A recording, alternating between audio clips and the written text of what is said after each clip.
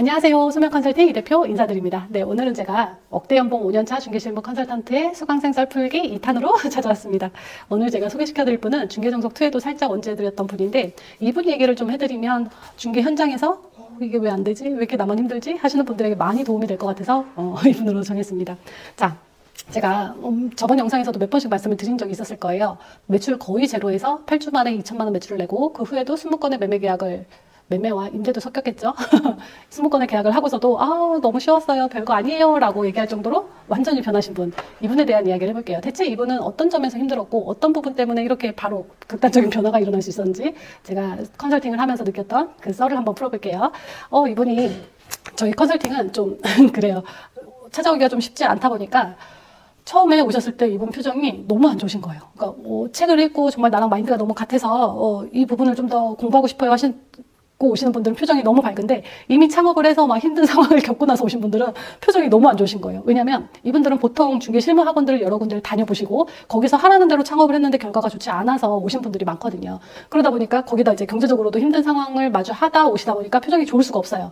이분도 그런 유형 중에 한 분이셨는데, 이분이 오셔서 첫날 3주차 때, 5주차 때, 이제 시간이 갈수록 표정이 너무 밝아지시고 그랬던 분인데, 자, 저희 컨설팅은 처음에 수강 신청을 하면 미션지를 드리죠. 이 미션지는 뭐냐면, 이분들이 그동안 중개를 어떻게 했고, 어떤 방식으로 해왔기 때문에 문제가 발생이 됐구나라는 제가 초기 테스트지인 거예요. 그래서 그 질문지, 미션지를 성실히 작성을 해내시면 제가 이분의 성향을 좀 더 파악을 하기가 쉬워지는 거죠. 그리고 30문 30답 문제지도 내드리는데, 그게 이제 그분이 현재 상황에 어느 정도의 중개 실무 능력을 가지고 중개를 하고 계실 수 있는지 그 실력을 파악하는 거다 보니까, 지금 23기 수강하신 분들도 있으시잖아요. 그분들도 이 미션지를 꼭 꼼꼼하게 제출해서 작성해서 개강 일주일 전엔 저한테 보내주셔야 제가 조금 더 많이 보고 수업에 들어갈 수가 있습니다.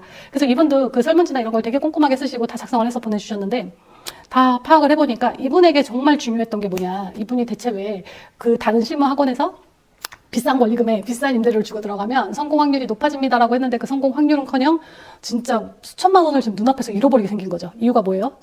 중개 실무를 해서 진짜 수천만 원을 날렸어요 하시는 분들이 중개 사고도 있지만, 권리금을 비싸게 주고 들어가서 그 권리금을 회수 못했을 때 수천만 원의 손해를 발생하는 게 수두룩하거든요. 그래서 초보들이 수천만 원의 수천만 원의 권리금, 특히나 이분 같은 경우는 억대의 권리금을 주고 들어가려면 정말 상당히 많은 실력을 좀 쌓고 가셨어야 되는 거예요. 그런데 대부분 학원에서 그렇게 권하다 보니까 무작정 창업을 했던 거죠.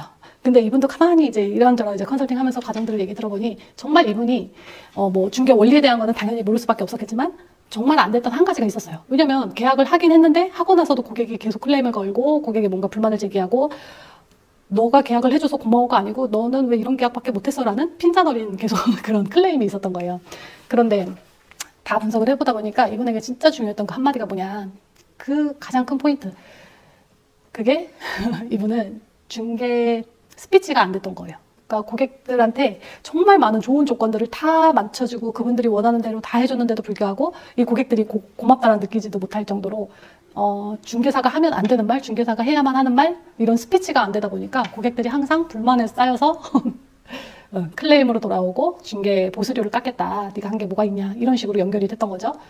이 중개 스피치를 바꿔나가고, 이 중개 스피치를 바꾸려면 또 뭘 해야 돼요? 내가 생각하고 있던 옳고 그름에 대한 그 판단이 완전 달라지겠죠. 지금까지 을 중에 을로 일하는 게 내가 머릿속에 이게 당연한 거야 라고 생각을 했다라면, 그게 이제 나는 전문가고 고객들을 리드할 수 있는 그 정도의 전문 지식이 있어가 자리 잡히고 나면 고객들을 리드할 수 있는 멘트를 사용하게 되고, 그러다 보면 고객들도 중개 스피치에 이제 젖어서 이분이 원하는 대로, 리드하는 대로 이끌릴 수가 있는 거죠. 그래서 이 말투 한마디 두 마디를 바꾸다 보니까 어떻게 됐어요? 8주도 안 돼서 거의 제로였죠. 제로 매출에서 2천만 원의 매출을 냈고, 심지어 잔금일날 진짜 저 처음 먹어봤어요. 그만큼 큰 복숭아에 현금, 나 돈 없어요, 너무 힘들어요 하고 오셨던 분인데 현금 선물까지 저한테 해주고 가셨어요. 그분이 그러고 나서도 그 다음에 20건 계약했어요, 근데 뭐 별거 아니에요 라고 할 정도로 계약 자체가 너무 쉬워지신 거죠. 근데 이분이 처음에 정말 그 힘든 상황에 왔는데 제가 이렇게 하세요, 저렇게 하세요, 그 부분은 틀립니다 라고 하면 뭐라 그래요? 보통 대부분 다 이렇게 얘기하세요.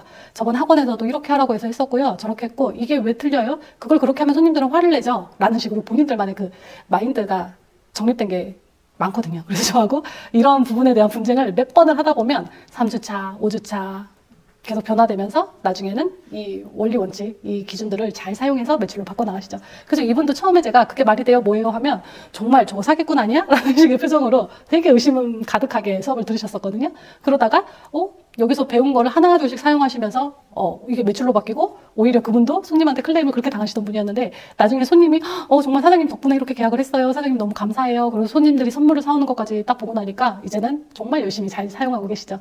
그래서 이분 같은 경우에는 정말 중개 원리에 입각해서 갑에서 을에서 완전 을로 일을 하시던 분이었으니까 을에서 갑으로 전환되시면서 고객한테 폭탄을 사용하지 않고 안전장치를 사용하면서 고객이 신뢰할 수 있는, 리드할 수 있는 스피치를 사용하다 보니까 이렇게 매출 제로에서 좋은 성과로 이어질 수 있었습니다. 그래서 이분도 차라리 정말 이분이 학습 능력이 되게 좋으시거든요. 그래서 처음에 제가 이렇게 저렇게 원리 원칙이 이렇게 되고요. 이런 경우에는 이렇게 사용해야 이렇게 결과가 나올 수 있습니다라고 알려드리면 처음에 의심은 되게 하시는데 그거를 본인이 의심하는 이유가 본인 머리에 그게 이해가 돼야 사용하실 수 있는 분이에요. 그래서 그 과정 때문에 저랑 되게 많은 대화도 하고 막 나누고 했었는데 그게 딱 한 번 바뀌고 나니까 이제는 뭐 자유자재로 사용을 하시죠. 통상은 여기서 아무리 배우셨어도 현장에서 사용하기가 쉽지가 않거든요. 근데 그분은 난 이거 아니면 안 돼. 나 여기서 만약에 내가 매출을 못 내고 잘 되지 못한다면 이 권리금 얼마예요? 1억 5천을 다 날릴 수도 있어. 자, 권리금이 얼마나 무서운지를 말씀드릴게요. 권리금이라는 거는 내가 내고 그 자리가 좋으면 그 가격에 또 팔리겠지가 아니에요. 절대 아니에요.